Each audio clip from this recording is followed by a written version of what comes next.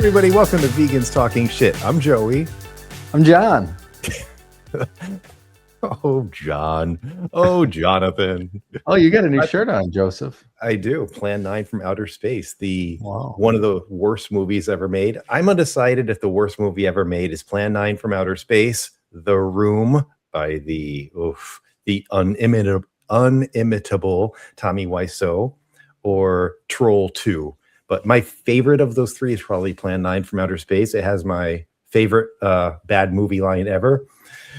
Oh, what is it? Now I can't even remember. The room is with the mom and the daughter, right? And No, you're thinking of Room, not The Room. Yeah, Room was good. Room was no, good. I think it won the Oscar. Well, it won Brie Larson the Oscar for Best Actress. That's a great movie. Wasn't it a true story too? Wasn't it a true story? Or no? That I don't know. Maybe I don't know. But no, what I'm talking about is The Room. It's so bad, it's disturbing, especially since Tommy Wiseau, who wrote and directed the movie, he's like this guy. At the time, he was in his 50s, but he tried to do what he could to look like he was in his 20s. He had like long hair that he would dye black, but his face, you could tell that he was a much older man. And he would do these really disturbingly gross love scenes with this woman who was in her 20s. And, you know, you did get the music dropping, and then you get it almost sounds like porno music, but it's love scenes with this guy in his 50s, this poor woman who was doing the love scenes with him. But there are like 7 love scenes in this movie, and they all are, they're all him. Yeah. And it's just, I highly recommend any of you who are into bad movies, go watch The Room from Tommy Wiseau. My God. But me personally, Plan 9 from Outer Space, and I remember the line now. Your stupid minds, stupid. Yeah, okay. So yeah, John and I, we decided to do this episode. Is there a topic? Probably not. But before we get started on whatever the hell we were going to get started, I'll do this because you always tell me that we should do this, and yes, you're right. Like us, subscribe to us on social media. At Vegans Talking Shit, or just search Vegans Talking Shit. Like, subscribe, ring the alarm bell. Apple Podcasts, Amazon, Spotify, iHeart, that whole deal. And I just want to tell you all, because in the last episode I mentioned the upcoming Supergirl movie, and I just wanted to do a little bit of showing off. I mentioned that it would include Lobo.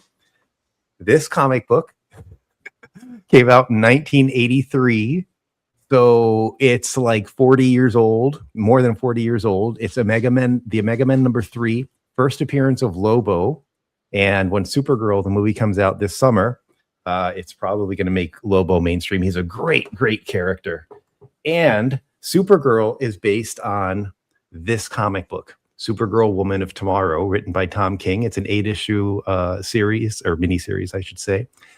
This is number 1. Supergirl, Woman of Tomorrow is one of the best comic books ever written. Tom King is he's a writer that you either love him or hate him. I think that when he's great, he's really great, and this is one of his greats. Yeah, so I'm really looking forward to the Supergirl movie, as you can tell. Yeah. And one more thing, and this is actually somewhat vegan related, because I got my package. What'd you get? Okay, one of the things I got was hint water. Can you do an opening? Like, can you open the box for us? Oh, I already opened it. That's a great idea for the future. Yeah. But one of the things I got, because I can't find this in stores, there's this, many of you know I drink hint water while we record. It used to be Coke Zero, but now it's hint water. I'm healthier now. And my favorite flavor by far is strawberry kiwi, but I can't find it anywhere. Publix, Whole Foods, I can't find it. So I order it through Amazon. I get the 8-pack. Is it 8-pack or 12-pack? I don't remember. But anyway, so I got the new pack of hint water, strawberry kiwi flavored. But what I really want to plug is this toothpaste that I get from Amazon. It's vegan, and the company is Boca, and it's Nando hydroxyapatite. Let's try that again. Nando hydroxyapatite toothpaste.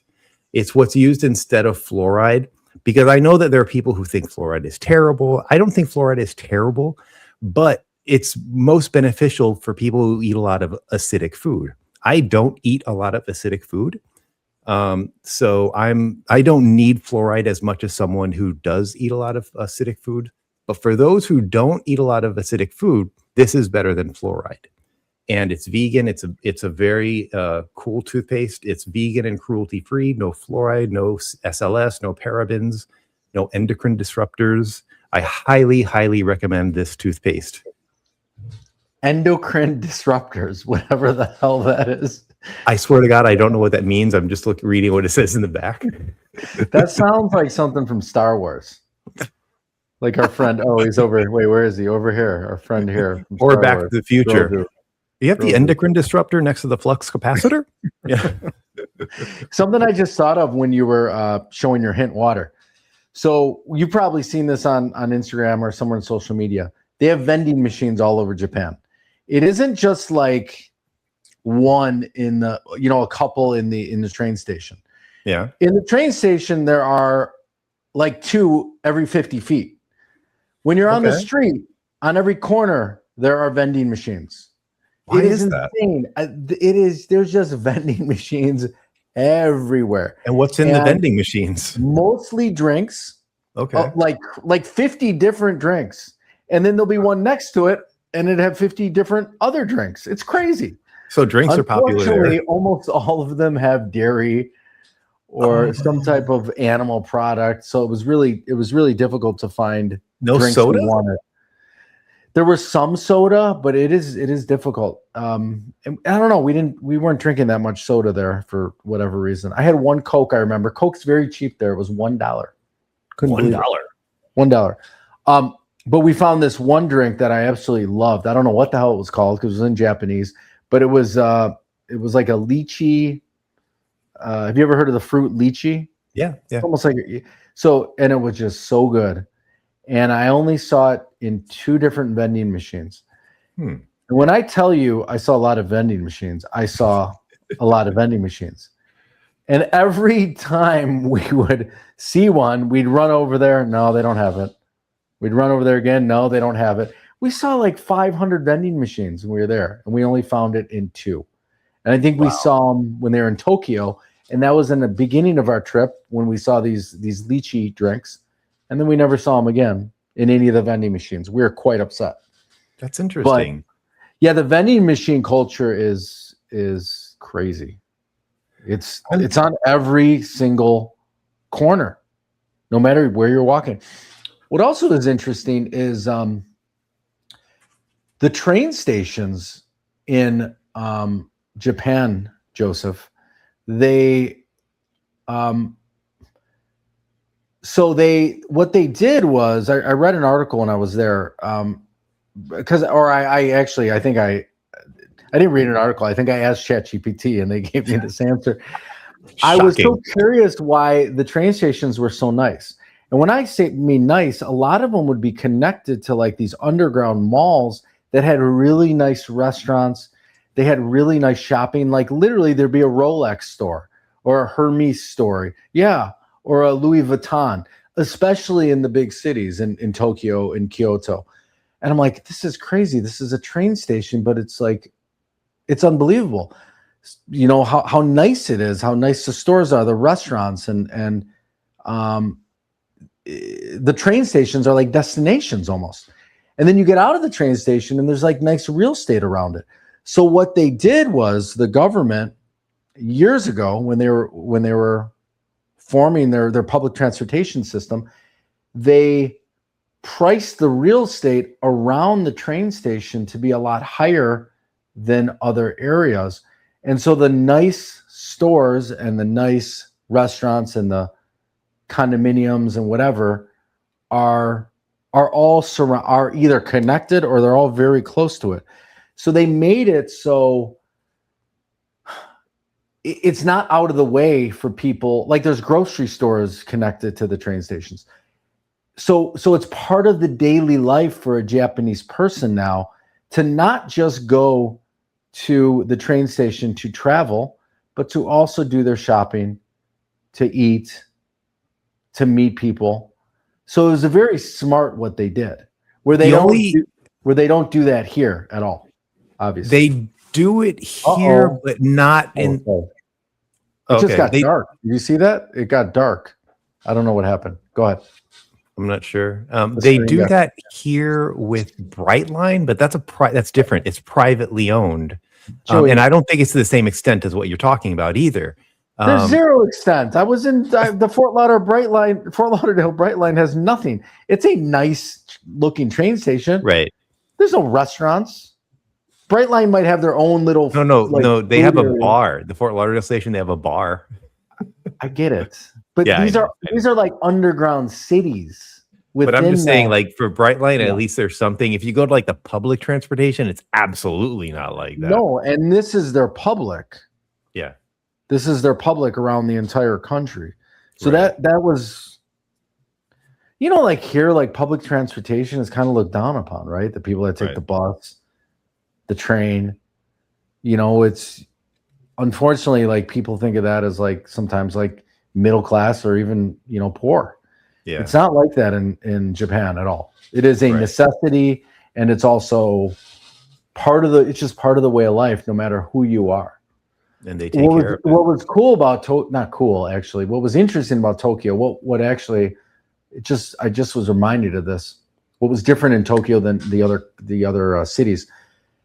Tokyo is very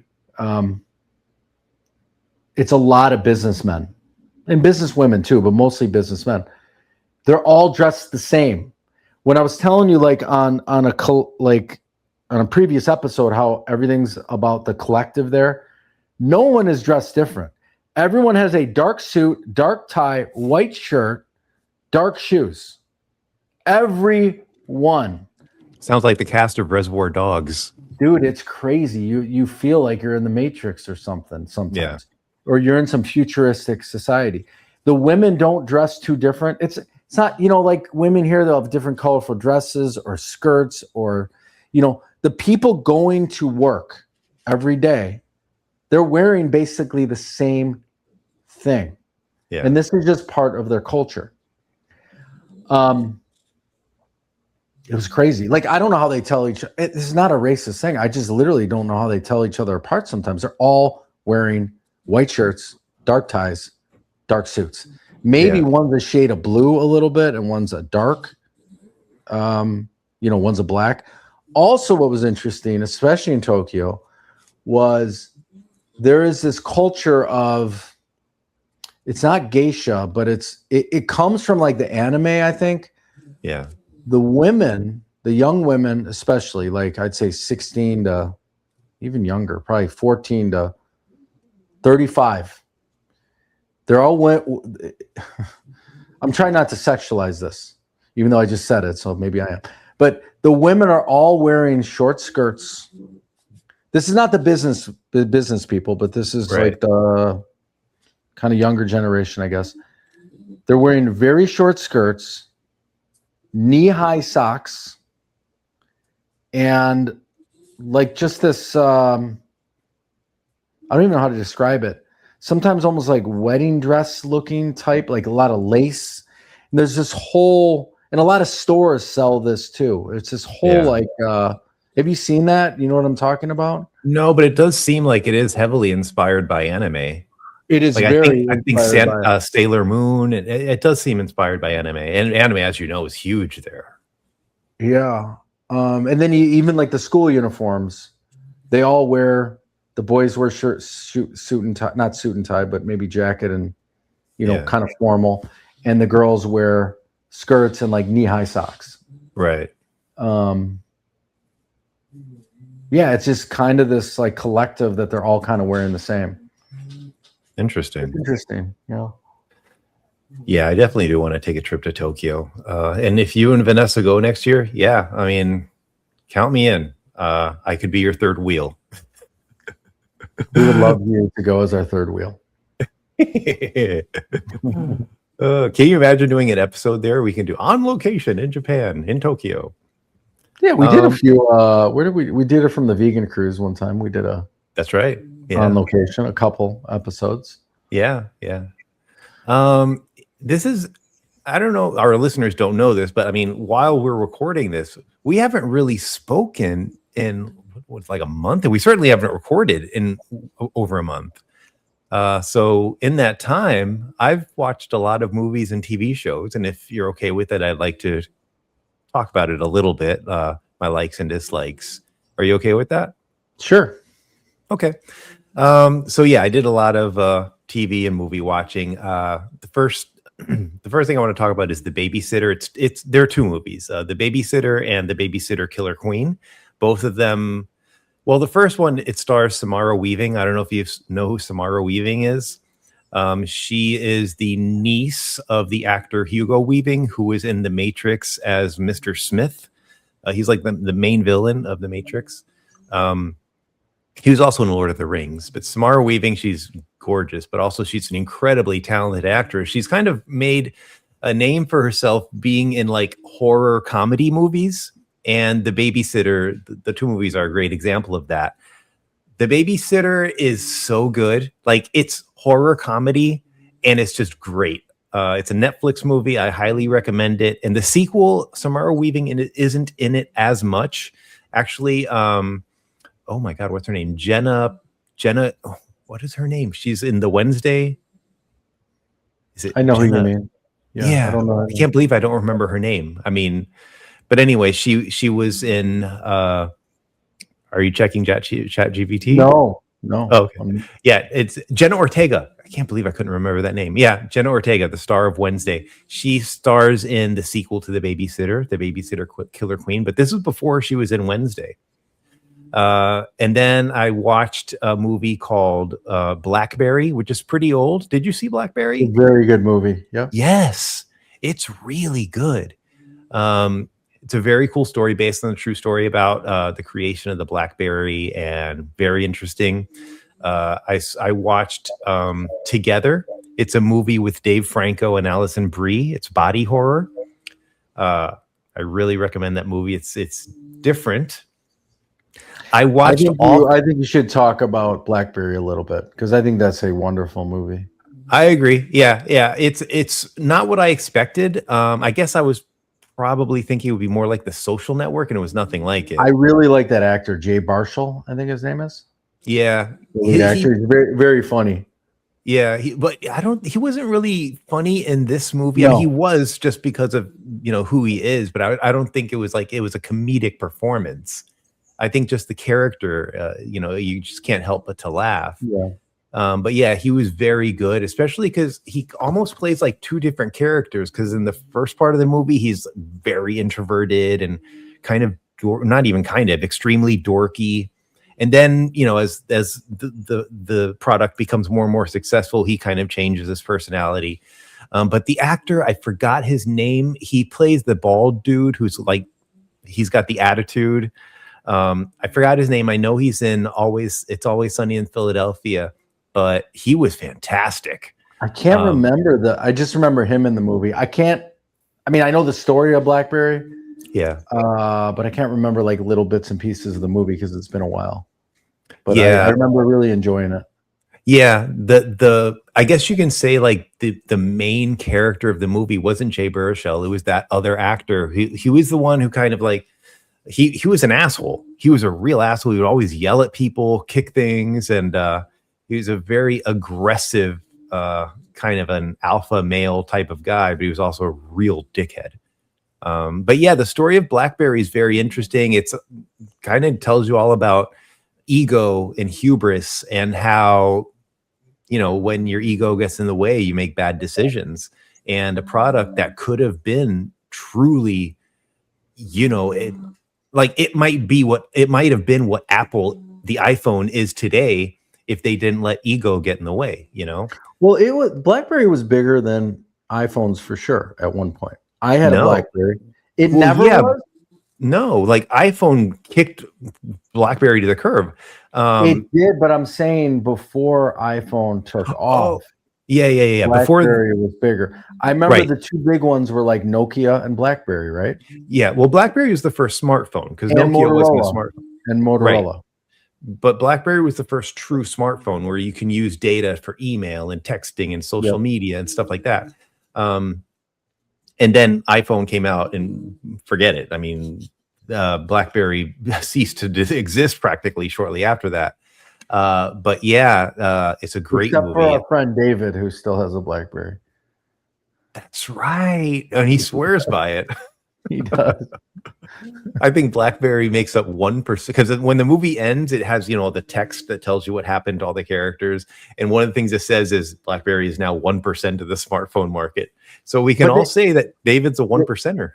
They do some other things too, right? BlackBerry.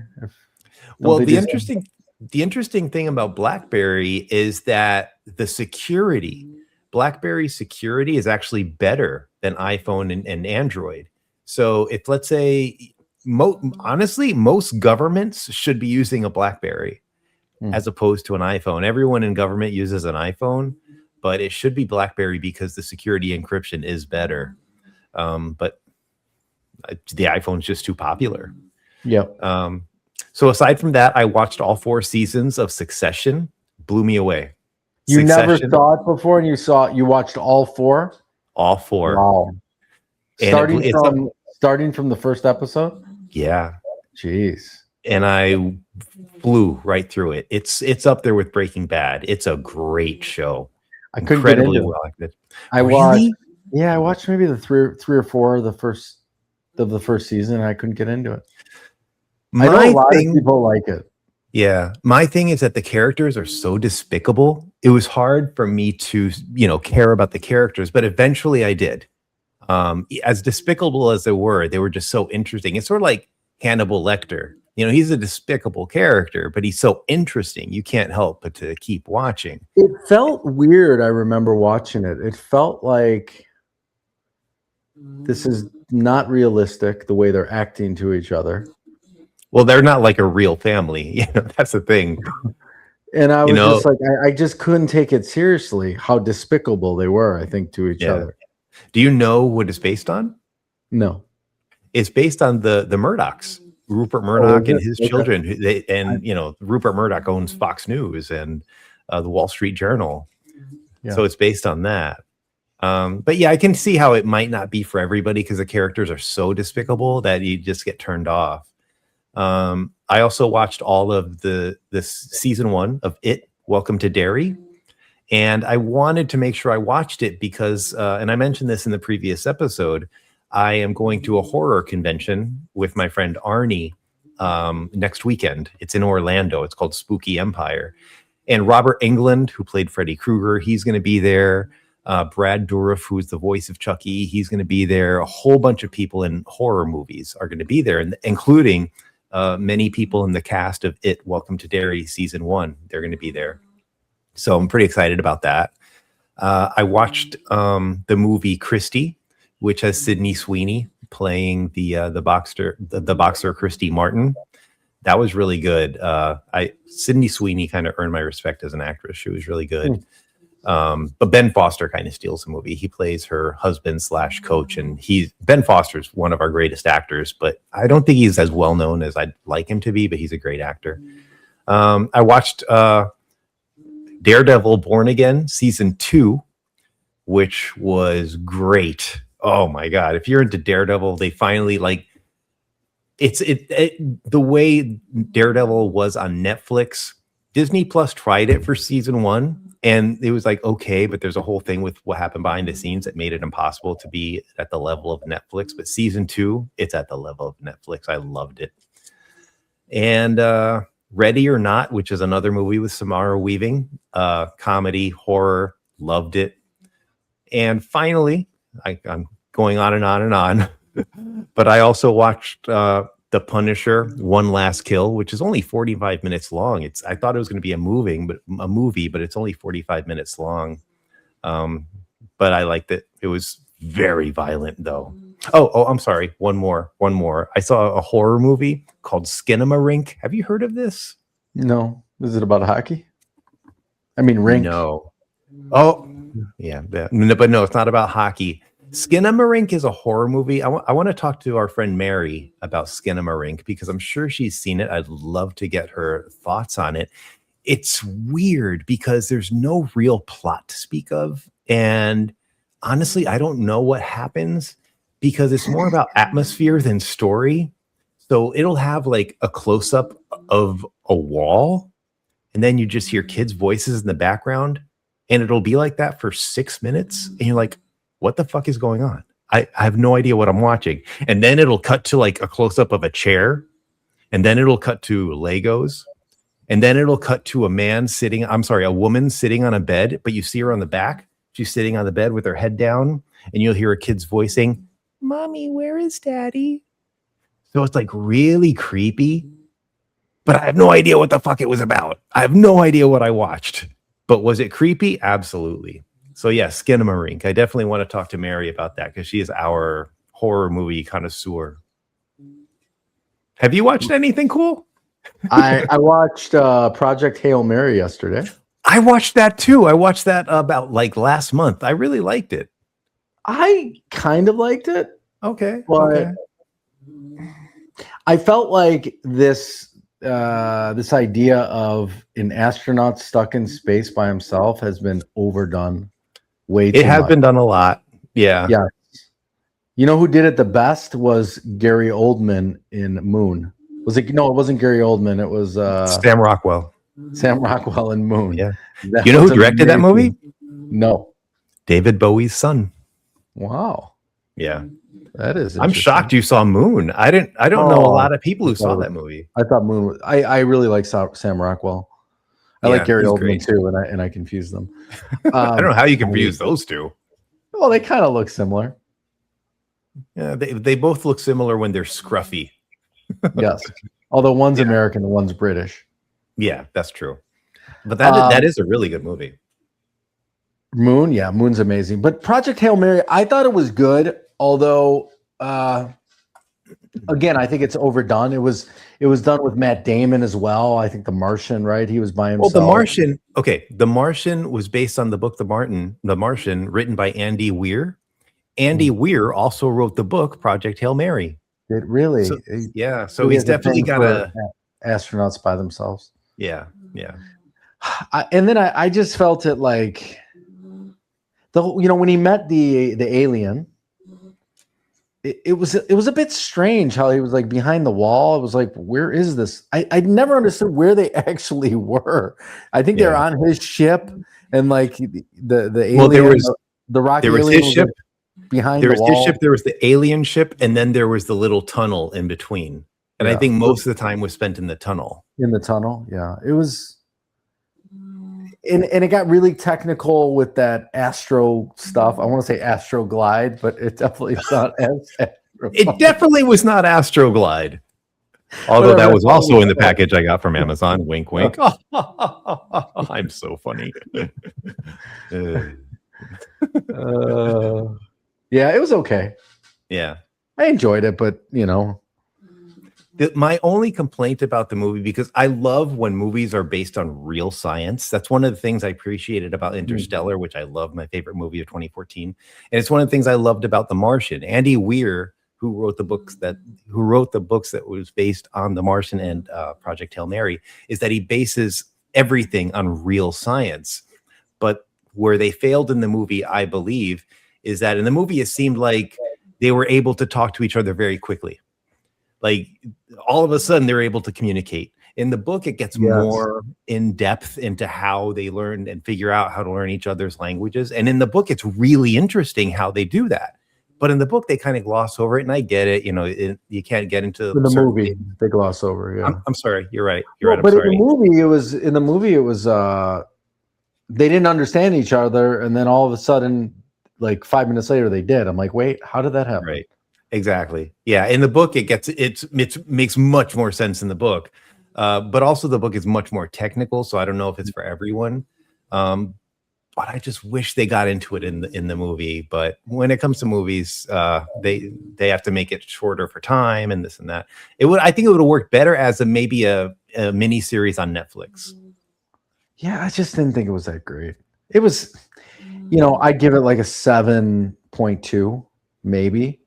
And what I was disappointed, let me see. Let me pull it up here. IMDb has it ranked at 8.3. Anything ranked that high, to me, should be an unbelievable movie. 8.3 is in the top 250 movies all time on IMDb. Yes. And that is not a top 250 movie to me. Yeah. Like other movies that are at 8.3 are classics. I think the ratings now though are very skewed for whatever reason online. Maybe it's just a lot more young people that are online, and I don't know. I just feel like hopefully this doesn't offend anyone, but teens, maybe people in their 20s, they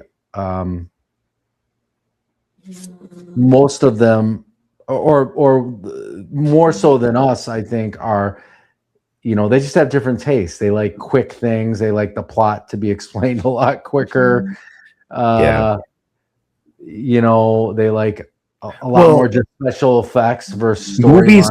Movies are being made differently now because of that demographic. Now they're making movies where they explain the plot like sporadically throughout the film because they figure people are looking down on their phones and people are so distracted now. I read about that, how they are, how they're re-explaining the plot many times. Yeah. And it's because of people's distractions. And since their attention span, like our generation's attention span is much longer than the younger generation. Like the younger generations, they're not going to be able to sit through The Godfather. Like you and I think it's the best movie ever made, and it's a great movie. And it's weird to me because they can sit through Avengers Endgame.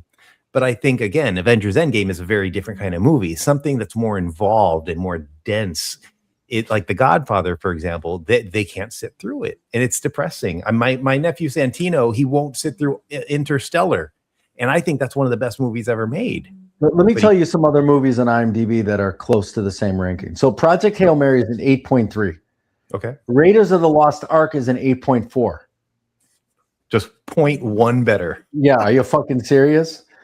The Lives of Others. You ever seen The Lives of Others? Amazing movie. It's a German movie. Okay. Just an amazing movie. That's an 8.4. Sunset Boulevard, which is a classic, 8.4. Yeah. I'm ready for my close-up, Mr. DeVille. The Shining, 8.4. Wow. Inglourious Bastards, 8.4. Like, come on. Inglourious Bastards was unbelievable. Yeah, none of those movies are Good Will Hunting, 8.4. How is Good Will Hunting on the same level as Project Hail Mary? Coco, 8.4. Come on. I like Project Hail Mary. Brave fucking Heart is 8.3. I like Project Hail Mary, but no. If Project Hail Mary is an 8.3, Braveheart is a 12. Yeah, Braveheart. Mel Gibson is a controversial figure right now. I saw him at MegaCon. American Beauty, 8.3. Once Upon a Time in America, 8.3. I'm going to give you what? More. Yeah. Once Upon America. The director's cut of Once Upon America is one of the best movies ever made. Heat, 8.3. Heat 2 is coming out. I did see that. Well, that's what I'm saying. Like, it's ridiculous. Like, John, just a heads up. It looks like it's time to go. Okay. Heads up, pun not intended. But I do want to end it to make sure that, can I just tell people you're going to get a haircut? Yeah, look at this. Look at this mop. I would love to have your mop, John. Do you want me to have the barber save the hair in a bag and I'll bring it over to your house? Yeah, man. Yeah. We'll see how that looks. For your Joey, maybe you should go to Turkey. Why? You and Brad to get a hair transplant. You haven't seen all these guys going to Turkey for hair transplants? That's like the new thing. I am happy with my bald head. I have no desire to do propecia or get hair transplants. I like how I look with a bald head. People are going to Turkey. They're like, it's like the big thing lately. Yeah. I don't know why, but like that's the place to get hair transplants. Okay. Vanessa's brother-in-law is thinking about it. No, Vanessa's brother-in-law. Yeah. Interesting. Okay. Well, maybe we can do an episode on that, a diversion episode. Male pattern baldness. Okay, so John needs to go get a haircut, so we're gonna end this here. Before we go, let's remind everyone once again: please like, subscribe, catch us on social media at Vegans Talking Shit, and everybody, we are out of here. Bye, everyone. Thanks, everyone.